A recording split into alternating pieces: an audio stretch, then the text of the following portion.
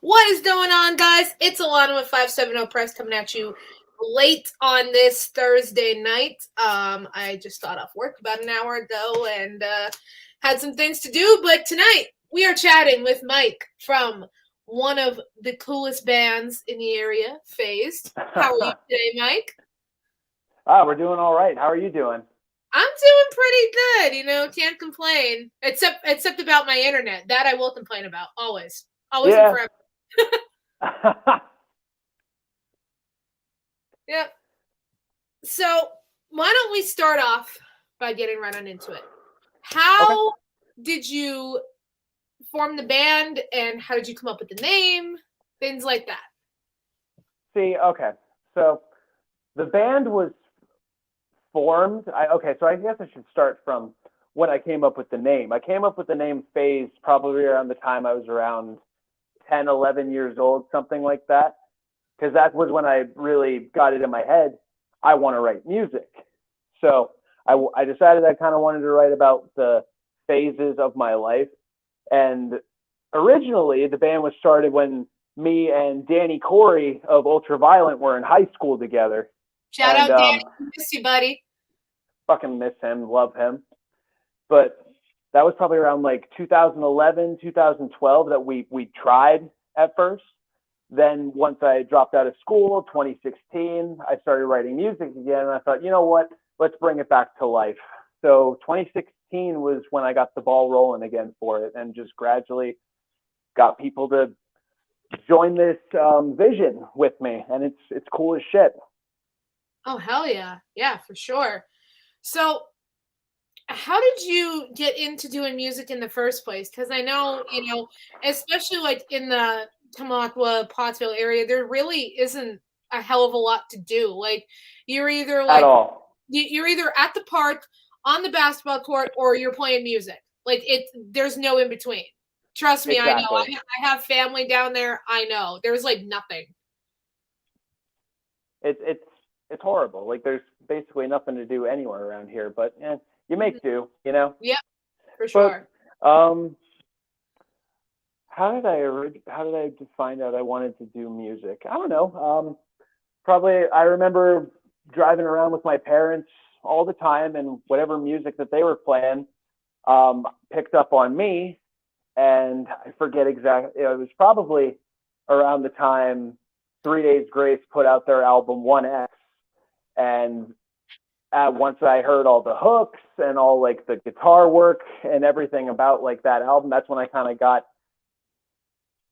got it in my head. I really want to make music. Like expression like this, it just spoke to me. And then I got into playing instruments in around fifth grade, and saxophone was actually my first instrument, not guitar or anything like that. Wow. We've Nice. o- we've always tried to incorporate the sax in one of the songs, something like that, but we could never figure it out. So at some point, probably, but I mean, less than Jake makes it work. I that's remember true. I remember when I went to Warped Tour 2018 and I wasn't really into like ska per se. Like I listened to like Save Ferris and like maybe one or two other ska bands like when I was growing up. Cause like my brother and Yeah, I, we were mostly into like heavy metal and pop punk and shit. But anyway, I remember I'll never forget standing in line in Warped Tour and I looked over and I was like, why the fuck does that guy have a saxophone and why is he running in a circle with it? And that was like the coolest shit ever. And I haven't seen it happen ever again. It was like a once in a lifetime thing. And I was like, I would love to see that again. I would have loved to see that. I would love to see just a video of YouTube on that right there. That sounds entertaining as shit. Yo, it was like it was funny because like me and my friend, I forget what we were in line for, but we were in line for something. And I was just looking over. I was like, "Yo, that guy's got a saxophone. He's running around in a circle with it." And like, dude was like totally into it. I was like, "This is awesome." That is cool. Yeah, for That is sure. really cool. So you said like you were kind of like that kid driving around with your parents. I relate to that because my parents would always play Saturday Night Live at the oldies up here, and Oh, nice. it was all like 70s 80s rock pop Hmm. disco, and that really like kind of shaped me into who I became. So I definitely relate to that. See, it was cool with my parents too, because my dad, he was all like 60s, 70s, 80s, the Beatles, Van Halen, stuff like that, and even going back further to like jazz stuff in the car with him. But then my mom, she'd be driving around, and I grew up on like 3 Days Grace, Stained, Nickelback, Hinder, like a bunch of bands like that. And then once I got a little older, she was playing Sirius XM, like Octane all the time. Yep. So she got me into a lot of like the newer, I guess, heavier influences that I have now, which is it's really cool. I like that Yeah. my parents, like both sides of the spectrum, gave me something musically. Oh yeah, for sure, for sure. I relate to that. You know, my mom was and still is like she'll play like Megadeth and then turn on like NWA like right after. Like she is like right like Yep. on both ends, like literally right on both ends. And then my dad, he's like, you know, Van Halen and Leonard Skinner and country music, and nothing wrong with Yep. country. I respect country. It's just not something that I'm personally into, but I mean, hey, to each their own. I agree. I agree with that 100%. Not my thing, but if you enjoy it, sure, go ahead. Whatever makes you happy. Yeah, I'm not gonna lie. There are a couple songs that are pretty good. Like I liked a couple songs by Zach Brown Band. I do. I will admit that. But otherwise, you know, take it or leave it. But whatever, teach their own. No, nobody. Absolutely. But my favorites will always be Willie Nelson and Johnny Cash. Oh, absolutely. That's like top tier. Either whether you're talking old school or like current country, like Willie Nelson, Johnny Cash, top tier. Absolutely. Yep, yep, 100%, 100%. Like there's no even like topping them. Like I once saw somebody put Elvis in the same category as Willie Nelson and Johnny Cash. I love Elvis, but he wasn't even country. He was the king of rock and roll for a reason because he, you know, kind of started Exactly. the rock and roll movement. He wasn't really country. I mean, some of his songs, yeah, maybe, but he wasn't. I wouldn't consider him a country singer, in my personal opinion. I agree with that. Yeah, and anybody who is watching who's obsessed with Elvis, please don't crucify me. I'm so sorry. um, so in terms of, you know, your latest releases, what is your current favorite song to play live? My current favorite song to play live. That's a tough one because we've been working on this record now basically since the first one was released back in 2017. So a lot of time has gone into a lot of these songs. So that's hard, but probably I'd have to go with either Homebody. That one's a fun one. Hell And yeah. one of the unreleased songs that we have right now, I love playing the newer song that we have called Abyss. Nice, nice. Yeah, I love Homebody. Love Thank it. you. Yeah, hell Thank yeah. you. Yeah, I honestly blast it on repeat when I'm on my way to work, and I'm like, yeah, Hmm. this is great. Like I remember my friend actually, oh my god, last year sent it to me, and like I was kind of aware of who you guys were, but like you weren't really like on my radar too much, and I was like, Yeah. yo, like who the hell is this band? Like they're like amazing, and they were. My friend was like, oh, that's Phazed. I was like, yo, hell yeah. I love that. I love that. That's great. But yeah, Yeah, that yeah, for sure. Homebody was a weird song to write too. I had the riff chilling for probably like 2 years before any lyrics or anything happened with that. Yeah. Yeah, and you know what? Sometimes that happens, except I am that person and I'm awful for it. I write lyrics before I even have a riff figured out. All the time. I've done that a lot too. All the time. And then it ends up like the way I write my lyrics sometimes it ends up being like spoken word poetry and I'm like, well, no going back now. Yeah. So I'm just like sadly playing my acoustic guitar and just like yelling into a microphone. I'm just like, you know what? This is fine. This is fine. This is This the is way I absolutely fine. Yeah. Yeah, it's literally like that meme with the dog where everything's on fire around him. This is fine. Yeah, that's literally me. That's it.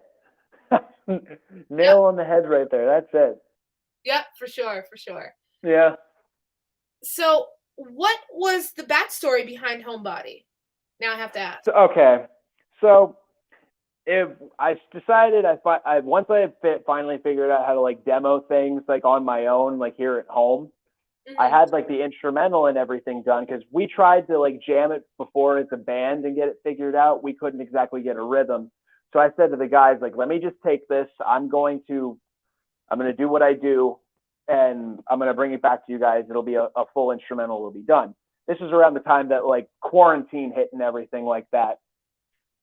So I remember I was driving around with my ex-girlfriend at the time, and she was saying how the quarantine didn't exactly change too much about our lives, how we were essentially just homebodies. I look at her, I'm like, you know what? I like that word. I want to try and do something with that. But if I'm being honest, the chorus, I was just kind of going for something to sound catchy and go with the whole everything that was going on around us. You know, everybody basically being trapped and how everybody just wanted to get the hell out and do shit again. Mm-hmm. But yeah. Nice. Yeah. It took by the time I sat down and actually thought about it and like wrote lyrics, it probably only took me around like, I want to say maybe an hour to 2 hours grand total. It wasn't long. Wow. Oh, that's impressive. Yeah. And, Thank you. yeah, and you know what, you were saying how you like the word homebody. That's like an older term too. Mm-hmm. Like you don't really hear anybody use that term too much anymore. Like, I mean, I do because I feel like I'm 65 because I have a disdain for the younger generation. Everybody annoys me, and I would rather be at home. Yep. That's Yeah. Yep. Yep. And I use words like, you know, disdain, for example. Like, how old am I? 65? Oh man. I've been saying that for years too. I just feel like an old soul, like in a young body. Mm-hmm. Yep.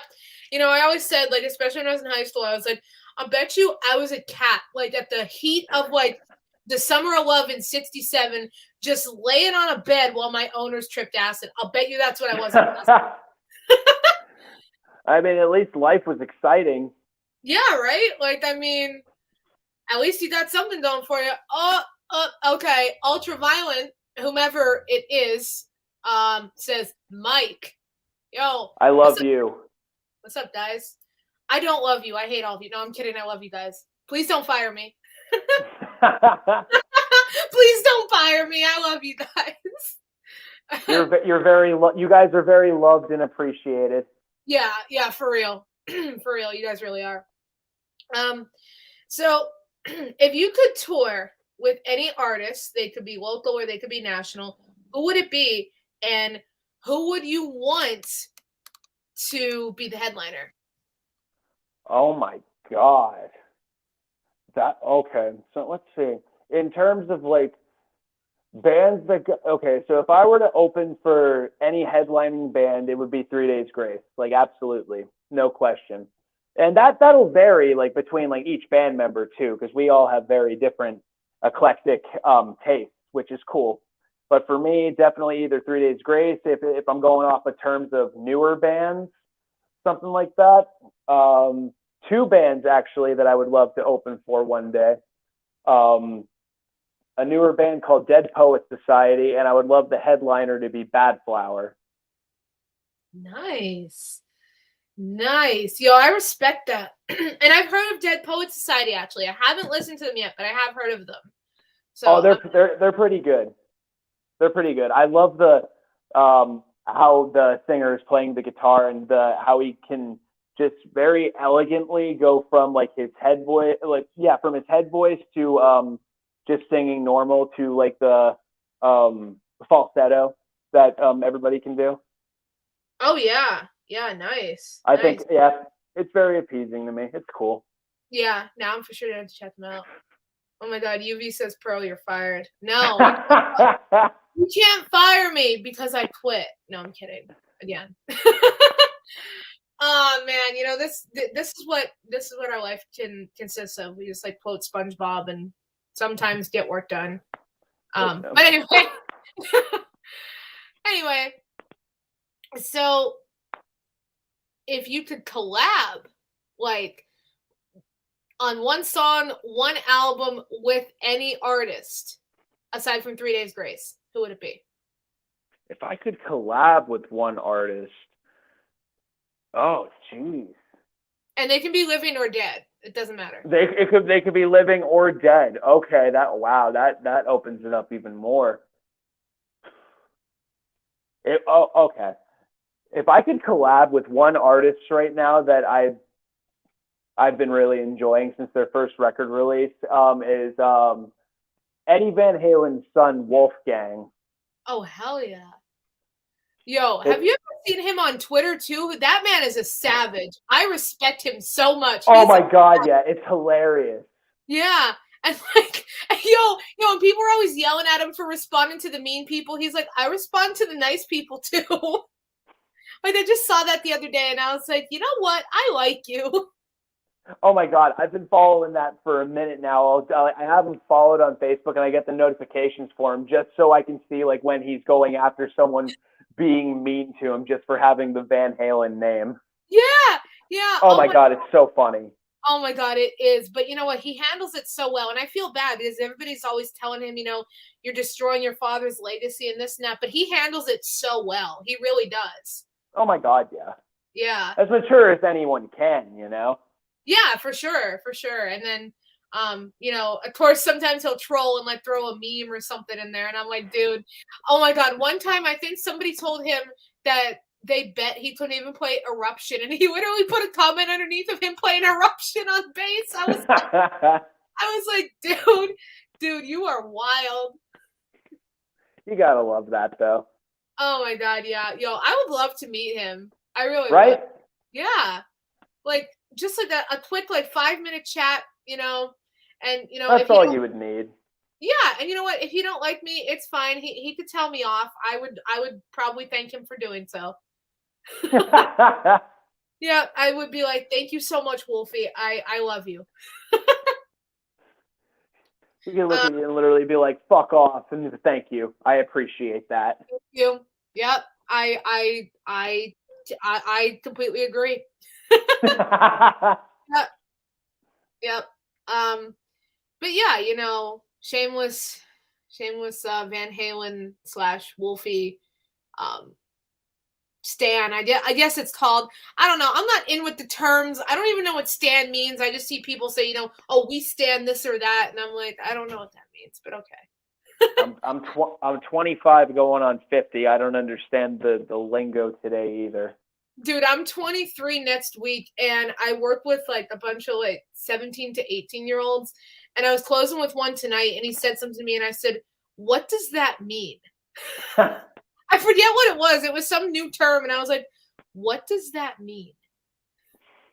Oh, but then I felt old as hell because I was talking about Reading Rainbow, and the kid asked me, he's like, what's Reading Rainbow? And I literally, so that part in the Santa Claus where Tim Allen's looking in the mirror, and all of a sudden he turns like completely white, like his hair goes completely white. That was me when he said, what's Reading Rainbow? I was like, damn. Oh my goodness gracious. Yeah, oh my God. Yeah, we're getting old now, aren't we? I was like, damn. How are you going to do Reading Rainbow like that? Like, I mean, of all things, how are you going to do Reading Rainbow like that? The disrespect. Yeah, right? Like, damn. I'm going to hit your ass. Oh. So I got like one or two more here for you. So, okay. To date, what do you think was your favorite show to play? To date, my favorite show. Mine